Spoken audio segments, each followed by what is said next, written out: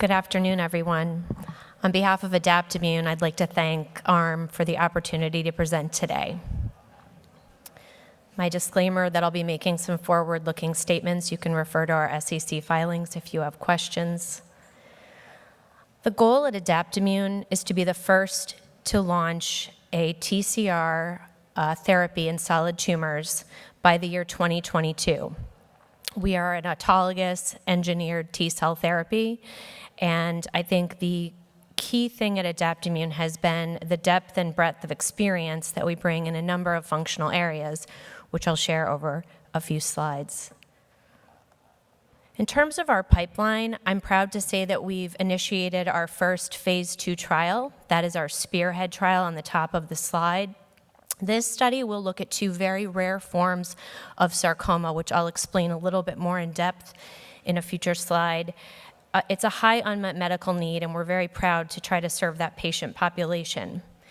With the MAGE-4 target, we have additional studies ongoing. One is a radiation sub-study with MD Anderson, looking at the effect of radiation on T-cell function, and hopefully we see an increased durability and efficacy there with those patients. I'll also illustrate the fact that we've launched into our second-generation TCR T-cell therapy with our SURPASS study in a number of solid tumors. The other trial I'll highlight in our pipeline slide is our AFP target. That's alpha-fetoprotein for hepatocellular carcinoma, another very highly unmet need in terms of oncology and the liver cancer community. I'd say that we've developed, as I said, a number of functional areas of expertise across the company, including research, clinical development, and regulatory. But I think where we've really seen the largest impact to date is our innovation with our manufacturing facility based in the Navy Yard in Philadelphia. What we've seen is that by investing in our own manufacturing and having the process under our own roof is we can make rapid improvements to not only process development, but the vein-to-vein time that we know is so critically important to these patients. We are at about 400 full-time employees between our global locations, including the Navy Yard, Milton Park, and Stevenage. So as I was referring to earlier, I'll explain a little bit about sarcoma and the disease state that we're treating here. It's two rare subtypes. There are about 50 subtypes of sarcoma that are treated. The two we're focused on are synovial sarcoma and myxoid round cell liposarcoma. This is approximately 5,000 addressable patients across US and the top five European countries. And what's critical about this disease is that it's treated, that it's diagnosed at young ages. And so you can see from the slide that it ranges from 30 to 50 years old, when people are probably at the prime of their life trying to raise families and start their careers. And you can see that only 50% of these patients will survive 5 years. The current treatment for these patients, as we so often see in oncology, is your typical chemotherapy, possible targeted therapies, small molecules. But what's different about sarcoma is it's always about a surgical intervention trying to remove the tumor to provide additional survival for the patients. And oftentimes these surgeries are extremely radical. And so it's very important that we focus on this and make sure that these patients can avoid these radical surgeries and have quality of life for as long as they're possibly able to. So I'm proud to present this initial clinical data. This is not from the Spearhead trial, as it's just started. This is from an expansion study that we were conducting with MAGE-4. And you can see the waterfall plot on the left and the corresponding spider plot on the right. These are remarkable results in terms of response rate for these patients. Just to put it into context, typically these patients that receive a second-line therapy are getting responses in the 10% range. You can see here that this is over 50% with the unconfirmed responses as well.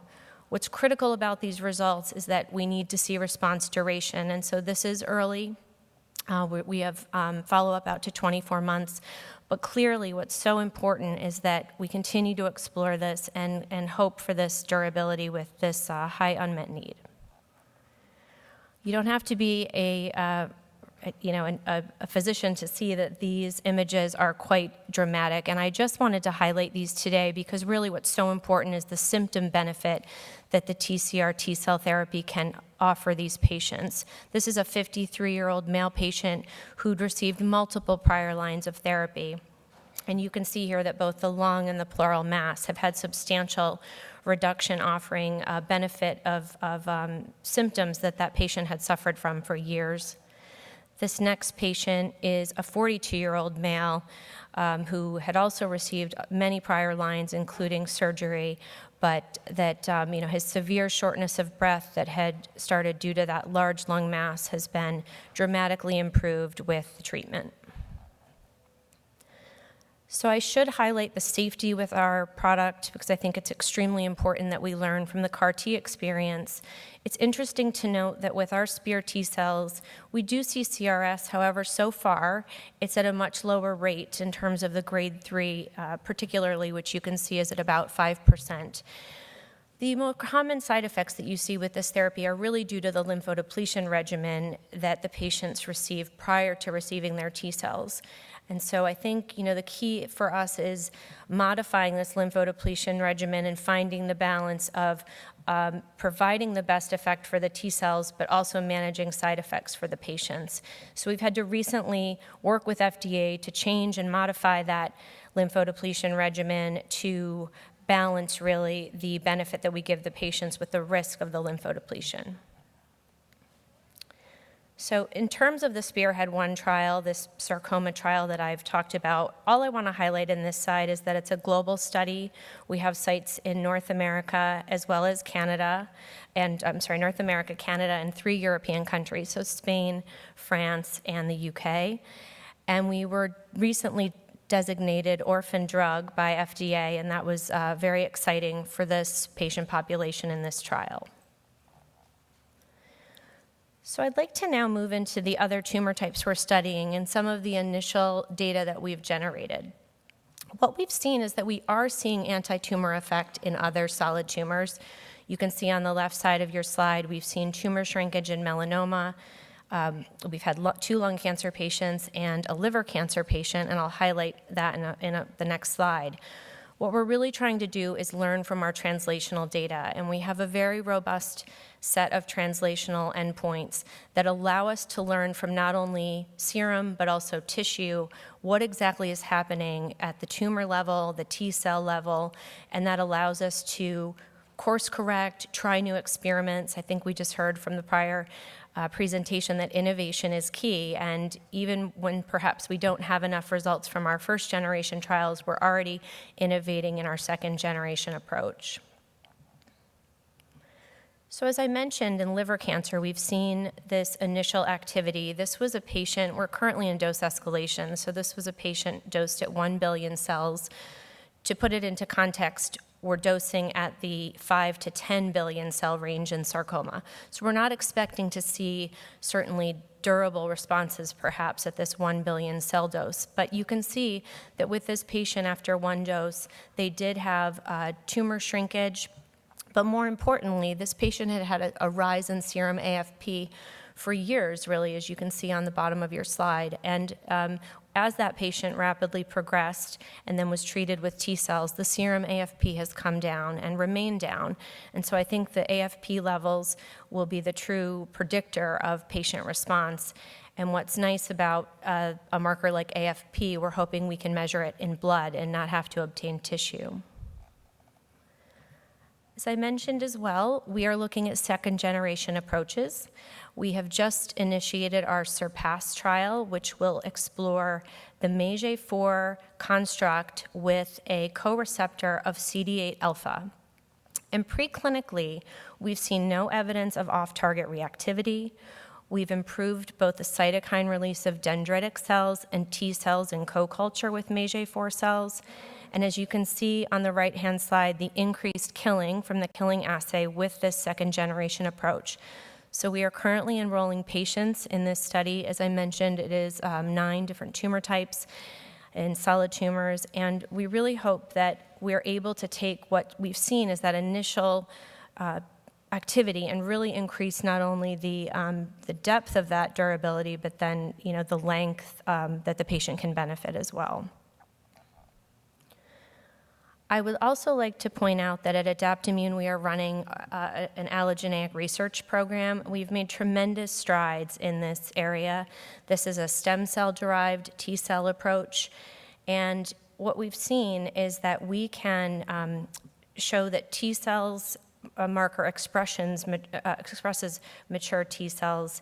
We've seen that after stimulation, stem cell-derived T cells can not only produce cytokines, but can also produce and release lytic granules.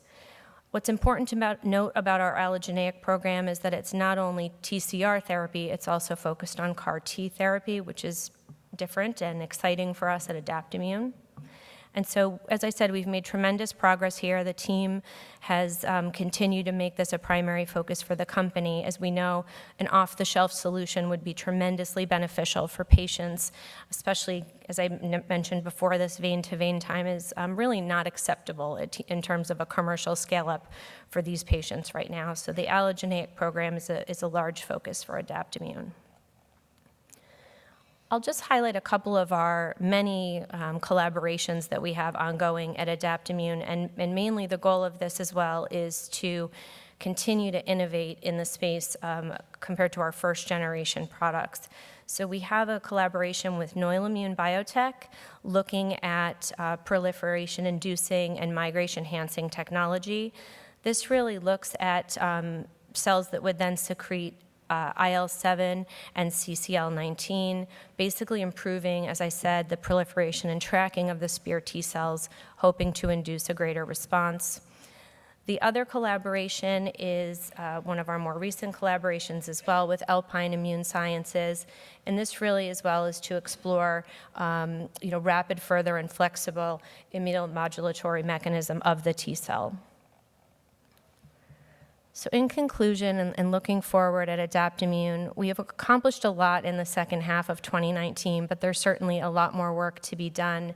And so in the first half of 2020, what we hope to see is the durability of those sarcoma patient responses that I showed you previously, as well as the AFP liver cancer dosing cohort, seeing that we can get through safely the dosing escalation and then hopefully see some early activity signals.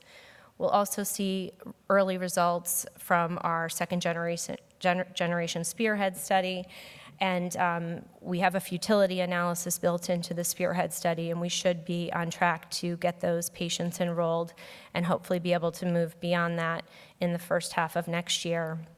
And beyond that, as I mentioned, is the key focus is our allogeneic program. We have additional TCR targets that we'll be bringing into the clinic, and then continued product generation of data and hopefully efficacy to these patients that are in need of these therapies. So thank you so much for your attention. Have a great rest of your meeting.